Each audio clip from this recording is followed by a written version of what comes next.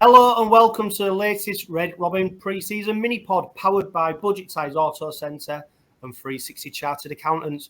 For this edition, I'm joined by a very special guest, as Sky Sports' Jenna Brooks joins me to look ahead to the 2023 Betfred Super League season. Jenna, it's an absolute privilege to be able to have you on the podcast. Thank you so much for coming back on. We've already discussed that. It's a little bit different from the last time you came on. And if we look back before we start looking ahead to the new season, I mean, 2022, what a fantastic year for you personally. It was a very busy year, I have to say. But Jono, thanks first of all for having me on again. It looks great. Everything looks fantastic. I'm excited to be part of your show. But I mean, 2022 was, if this makes sense, the longest, but busiest and quickest, and it was a crazy year for me. I obviously had the Super League season, which ended earlier than usual, and then I was able to work on the World Cup, which because I'm staff at Sky, traditionally you're not really allowed to work for another network. But I was able to get the permission, the go ahead. So I'm very grateful from Sky Sports, who allowed me to work on the World Cup. And it was kind of a dream come true without it sounding cliche and a bit cringe. It really was. It was on my bucket list to work a Rugby League World Cup. That was my first one. Hopefully it's not my last. I learned so much. I enjoyed every second, and I was living out of a suitcase. But that's kind of my life, really, because I'm obviously based in London and I do travel up for Super League games every week for Sky anyway. But it was outstanding. I had an absolute ball. So 2022 was a year I'll never forget. Yeah. Any particular highlights?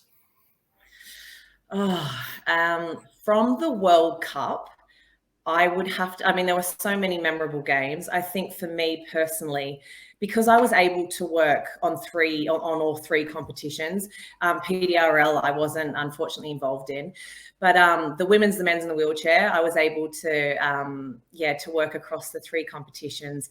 The wheelchair final, to see England win that over their arch rivals, France, was a moment I'll never forget. I wasn't actually working that game. I was there just as a fan.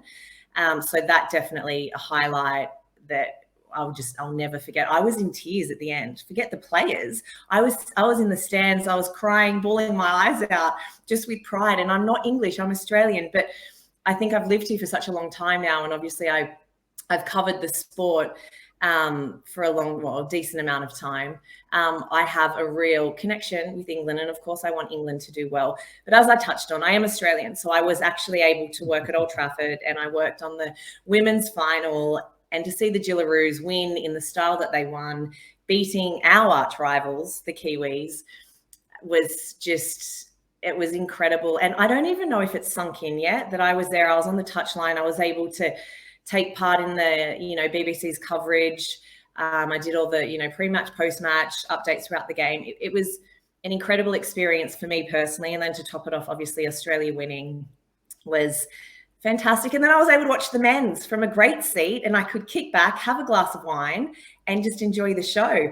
Hated the booing. It was really killing me. The atmosphere I've never in my life experienced. The entire stadium was against Australia, rightly or wrongly so, not sure. I was proud of the boys that they were able to put that to one side and get the job done. I have to say that those two, the three finals for me were the highlight of the World Cup and of 2022. Yeah. And I think what the World Cup did really well was uniting the three sort of aspects of rugby: the women's, the men's, the disabled game. The PDRL. It just sort of wheelchair. It just sort of brought all together.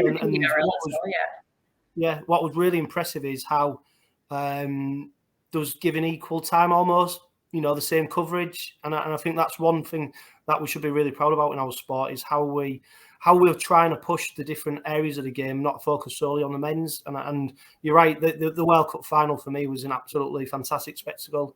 I was lucky enough to be there. I think a lot of the booing for Australia is out of frustration that England wasn't there, because I think that's what we was all desperate to see, in England-Australia final. But again, just a fantastic occasion, wasn't it? It was.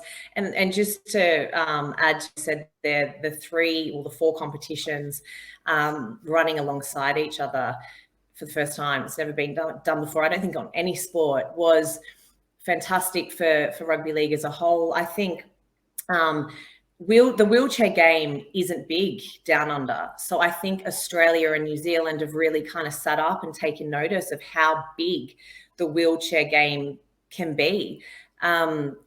The crowds that we had at the majority of the games, like it was unforgettable. It was so good. I almost feel like the atmosphere at the wheelchair games was better than, the women's or the men's. I think it has a huge future.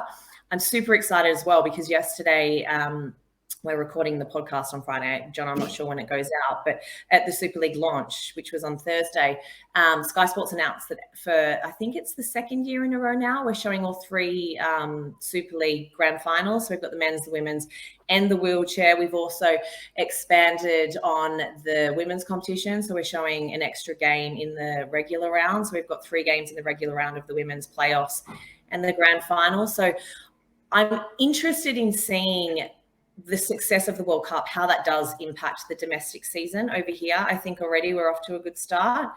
But yeah, those 3 competitions running side by side was a step in the right direction.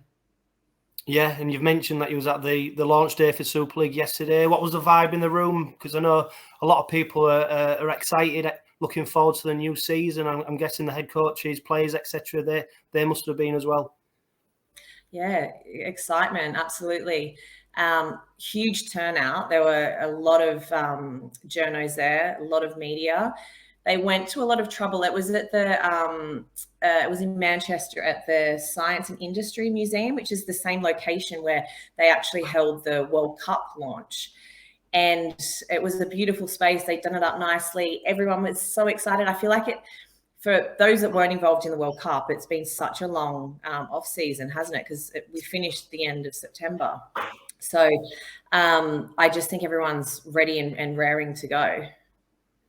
Yeah, definitely. And what are your expectations for 2023? Do you think Saints can do 5 in a row? Or, I mean, obviously they're out in Australia at the moment. Will that have an impact on the season? I mean, they're going in as favourites, aren't they, Saints? Again, I think it'll be interesting to see how Paul Wellens goes. I think there's a lot of pressure on him, isn't there? Because there hasn't been a huge amount of change to the team. I think the biggest change is the fact that they've got 2 of their best players back in Alex Walmsley and Lewis Dodd. So that can only add to the fanfare and add to the excitement. But it's a hard one. It's a long way to travel down under. They obviously left early. They've been there. By the time they come back, I think it's 2, maybe 2.5 weeks that they're spending in Australia. But they're enjoying the weather. They're probably going to the beach, having a bit of downtime as well. Maybe it'll delay the start to their season when they come back. But I think for me, if St Helens don't win 5 in a row, if they don't win this year, I've tipped, and don't hate me for this because I know it's a Hull KR show, but I have tipped Wigan. I think Saints will probably win the comp, and then I just feel like Wigan may win the final. Just their back 3, they're exceptional, so long as they don't get injured. Jay Field, Bevan French, and Liam Marshall I'm talking about. But yeah, I think it's hard. Everyone kind of yesterday was tipping Saints, but then I've heard Huddersfield.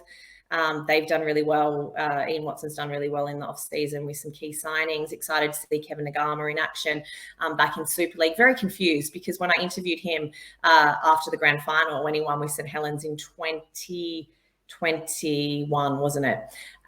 He was retiring, and then he went home. Signed for the Roosters, played a little bit. Now he's back in Super League. Like, I'm happy because he's a great human being. He's a lovely guy, and he's a great player. So, yeah, I think Huddersfield's up there. I know we'll speak more in depth about Hull KR, but speaking to Willie Peters and Tom Opacek yesterday, they're super confident. So See, it's exciting. Anyone can win it. Hey, that's what we want. We don't want to go in and be like, oh, St Helens are going to win for a 5th straight year. No, we don't want to know. We don't want to know who to pick, and we want to be able to turn up to every game and be like, oh, I have no idea who's going to win this game. I think the opening game we've got at Sky, Leeds-Warrington, Leeds, I should say. That's interesting. I mean, I can't call it. No idea. Warrington have got a lot of I think they're the team to watch, aren't they? Warrington, yeah. I think as well, probably for a long time. I think you've got Saints will be up. If you look down the table, many people tip Leigh and Wakefield, but they'll have other ideas about where they want to finish in the table. But if you look in between, sort of there, everybody in that league, I think they've got a chance of getting in the playoffs. And like you said, Leeds, Warrington, Hull Kingston Rovers, Hull FC, Castleford, Catalans, they're all vying for them top 6 spots. So I think it's going to be a really enthralling season, because I genuinely think every team thinks they've got a chance of getting in that playoff spot. Yeah. Can I just ask you, as a Hull KR fan, how do you feel about Tony Smith at Hull FC? You know what? I think he's played a really important part in our recent history. I think he helped lift people's aspirations, and I think he had a major role in bringing some really high quality players to East Hull. Probably a little bit bitter about how he departed and how it all came about, because I really think it derailed our season, and really our season petered out when at one stage it looked like we were really going to challenge Cup semi-final, and it looked like playoffs were a real possibility. So yeah, and then to go to sign for our rivals, you sort of left scratching your head, and to take Stanley Jean with him as well.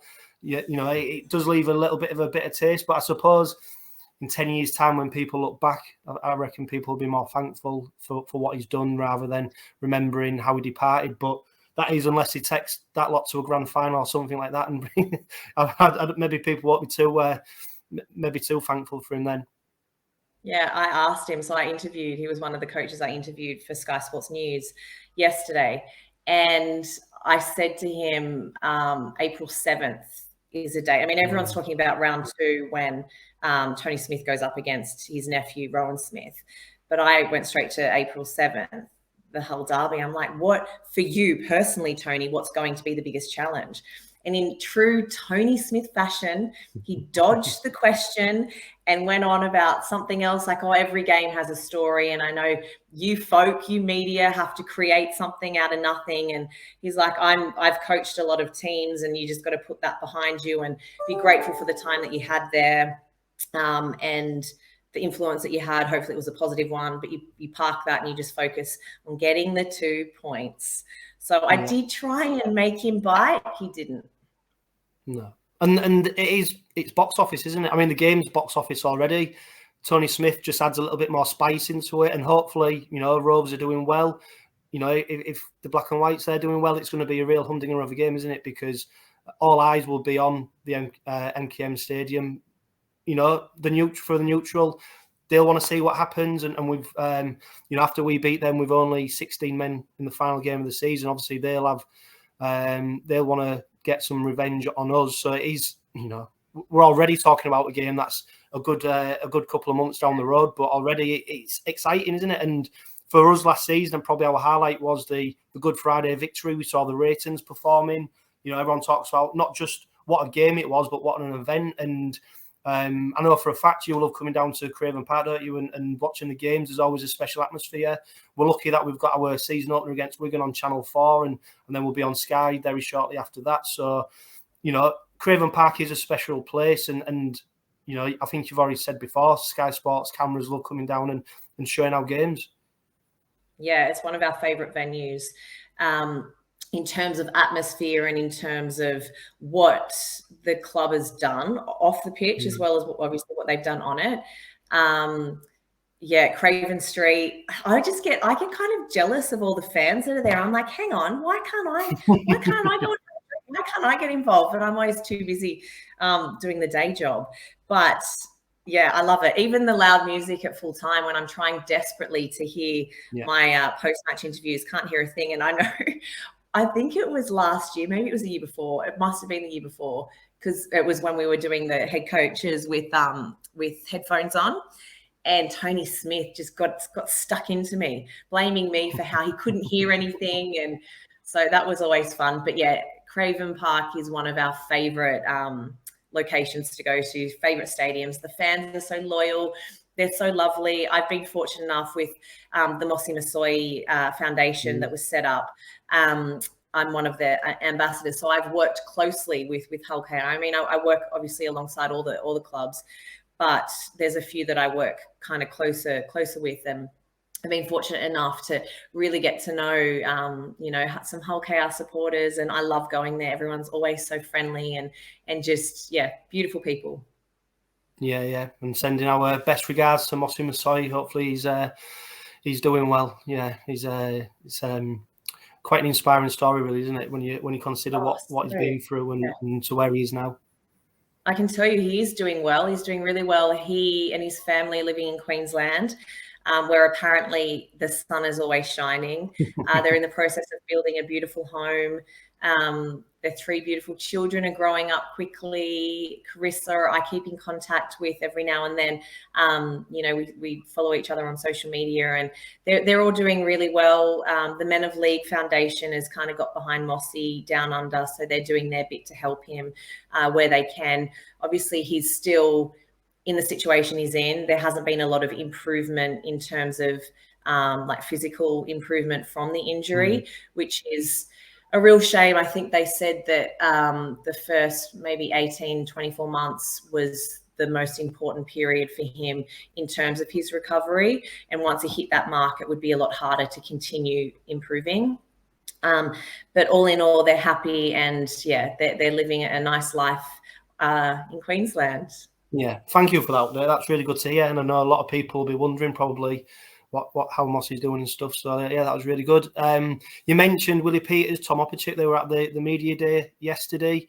Willie Peters' first head coach role, experienced obviously as assistant coach, and coming over here, he's moved his family over lock, stock and barrel, 3-year contract. He's really buying into what the club are wanting to achieve, both on the pitch and off it. Tom Opperchick, what an exciting signing he is. I think I still pinch myself to think that we've got him, and for me, I'm already tipping him for a dream team spot at the end of the season, because if he stays injury free, I think he'll be probably one of the best centres in Super League this season.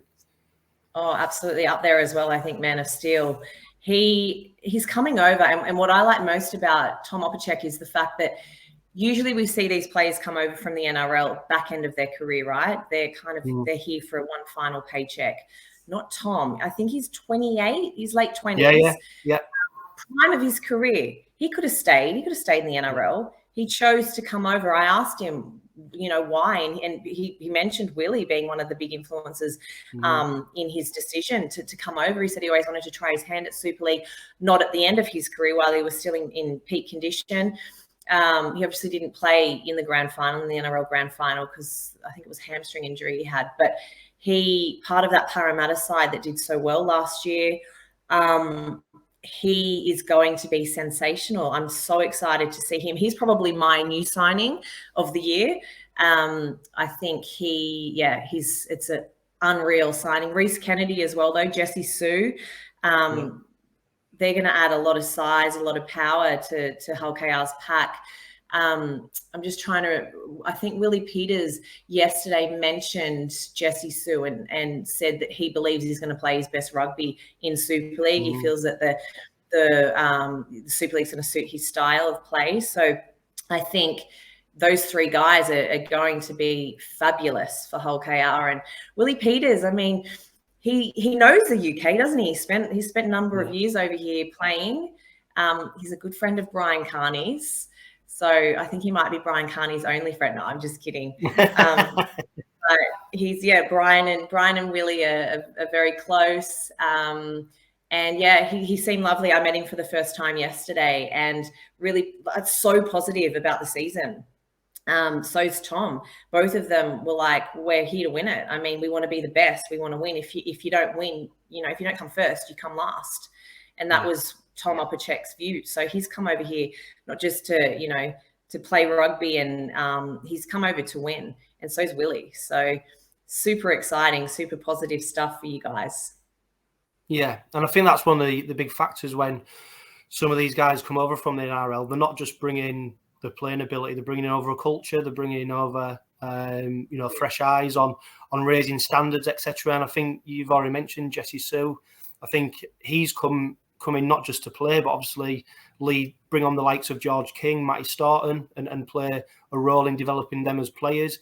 So we seem to have got players who are going to raise the standards, and I think that is one thing that we need to improve on. We was pretty average in a lot of the stats last season. When we look at meters made, tackles, etc., was very, very average, and it's almost Willie Peters, Jesse Sue, Reece Kennedy, Tom Opacek, James Batchelor, etc., raising us to that next level. And do you think it's a realistic proposition for Rovers to be finishing in a playoff spot come the end of the season?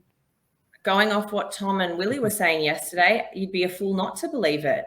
Yeah, absolutely. I think that they'll be there. You got to remember as well, last year, you guys had a lot of injuries to key players. That affected you. I think this year you have a real mix of youth, experience, and just pure talent. So it'll be interesting to see how that all comes together. And just a word as well on experienced players and Jesse Sue and what else they'll offer off the pitch. You can't go past your captain in Sean 𝓡𝓸𝓷𝓼. What he's done for that club as well is huge. He's one of my favorite players in Super League and has the last few years. Yeah, he's at the back end of his career, but he's a born leader. In fact, yesterday, Tom was talking about the influence that Sean 𝓡𝓚𝓷𝓼, obviously, they'll be playing alongside each other, they're both centres, what kind of influence he's had just, on the pitch, off the pitch. Last year, the year before, Sean 𝓡𝓚𝓷𝓼 went down. He had a couple of injuries, but he stayed out there. He played on. He's just a heroic player, a heroic person. I was lucky enough to get to know him a little bit during the Mose Masoe days. And he's a special player to have at the club.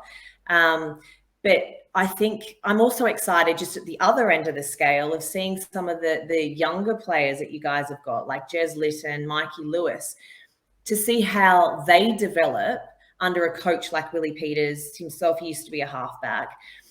They're already two incredible talents, massive futures ahead of them. Tony Smith said Jez Litton will play for England one day. Willie Peters said the same thing yesterday. He's got no doubt that he'll be pulling on that England jersey, which is massive for Jez. But you believe it, he's that good. Mikey Lewis is already, I know at Sky we're building him up as one of the faces of Super League. So there's just a lot of positivity around the club heading into the season, and change is good. I think change is great. I think we're going to see a different style of play as well. I feel like under Tony, the last couple of seasons, there was a real unpredictability in terms of attack, which wasn't a bad thing. A lot of the time, it completely fooled opposition. But I think we're going to see probably more direct play under Willie Peters. I know one of the things he's been focusing on in pre-season is fitness. And I think we saw a bit of that in that pre-season friendly against Leeds. I wouldn't be surprised if Hull KR, if the pack go in as the fittest to start the season. I know that means a lot to him. Defense is a big, important thing for him as well. Jono, I think I've lost you. Are you still there?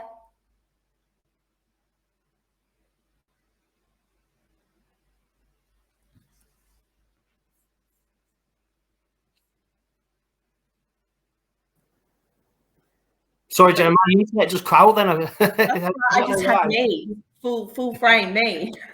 Yeah. But yeah, I think there's a lot to be positive of anyway. And I think, be interesting to see those changes and how they kind of influence the style of play. Yeah, definitely whetting the appetite. I cannot wait for that season opener. I know you've got to rush off, Jenna. Very briefly, what can we expect from Sky Sports in 2023?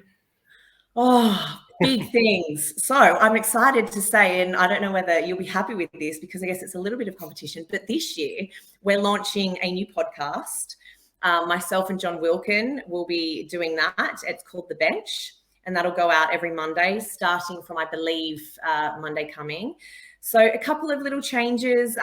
We're always trying to freshen up and just, get excited about the season and do things a little bit differently. I think the biggest aim this year is to encourage a younger audience to tune in and to watch Super League and just get more eyeballs on the game. So that's our goal this year. Yeah, excellent, Jenna. Well, wish you the very best for the upcoming season. And of course, you'll always receive a warm welcome when you come to Craven Park. So we look forward to you coming down with the Sky Sports cameras very soon. This has been the Red Robin pre-season mini-pod, sponsored by 360 Chartered Accountants and Budget Tyres Autocentre. But for now, remember, just live, love, laugh and be happy.